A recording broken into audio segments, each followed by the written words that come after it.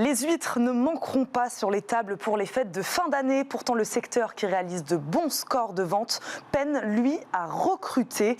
En région Normandie, par exemple, près de 500 postes sont à pourvoir. Un chiffre qui ne cesse d'augmenter puisque les ostréiculteurs ont besoin de main-d'œuvre supplémentaire à l'approche de décembre. Je le disais, on en parle avec Patrice Rode, vice-président du comité régional de la conchyliculture. Bonjour Patrice.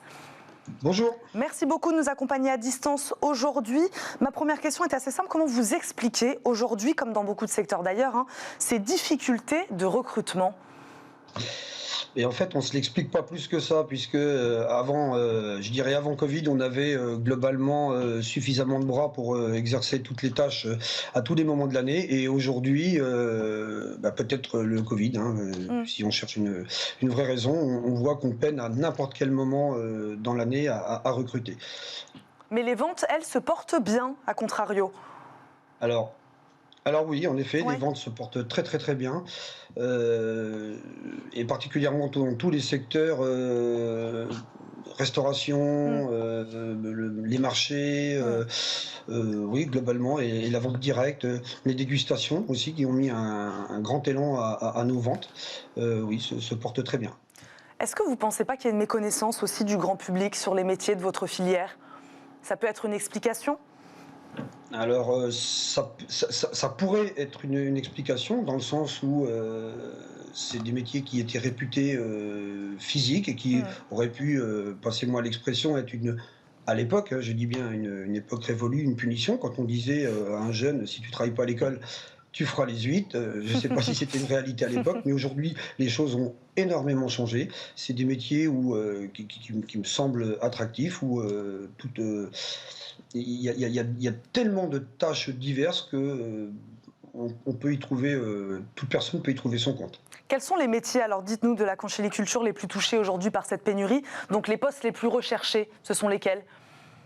Alors, je dirais tous les postes. Donc, on va aller des petites mains, donc tous les intervenants pour la marée.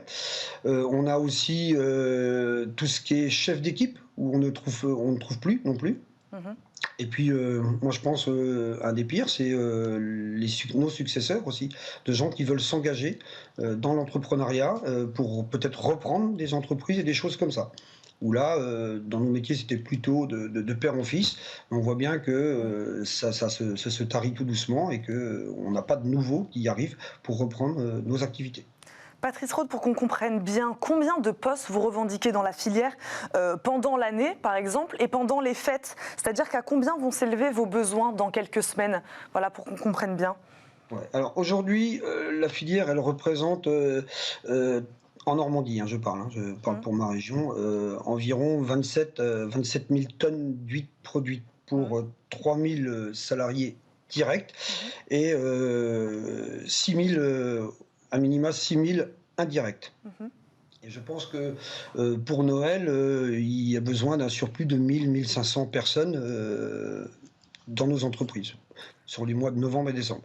Vous avez lancé, je crois, une campagne de recrutement juste avant l'été. Est-ce qu'elle commence à payer ses fruits ? Pas plus que ça.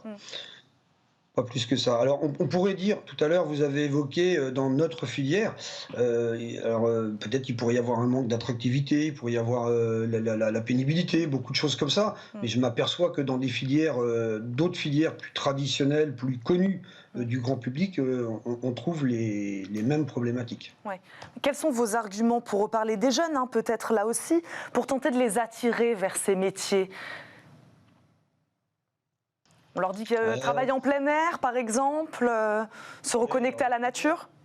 Oui, le plein air, le plein air, un peu, oui, tout à fait, ce retour à l'élevage, à quelque chose où on maîtrise pas tout en fait. On met des petites huîtres en élevage et on sortira des grandes huîtres un peu plus tard, donc sans intervention de produits quelconques. Donc on laisse la nature et nous, juste entre deux, on façonne le produit. Donc il y a une sorte de satisfaction à la fin du compte. Et puis aussi quelque chose où on n'a pas cette monotonie.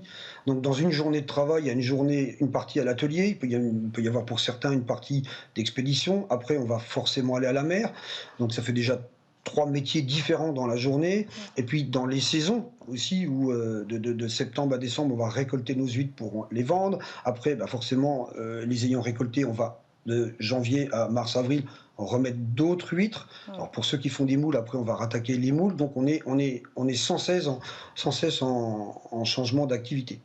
En quelques secondes, vraiment, il nous reste très peu de temps. En gros, si la pénurie de main-d'œuvre n'est pas enrayée, quels sont vos autres leviers d'action aujourd'hui? Il faudra aller chercher la main-d'œuvre ailleurs qu'en France?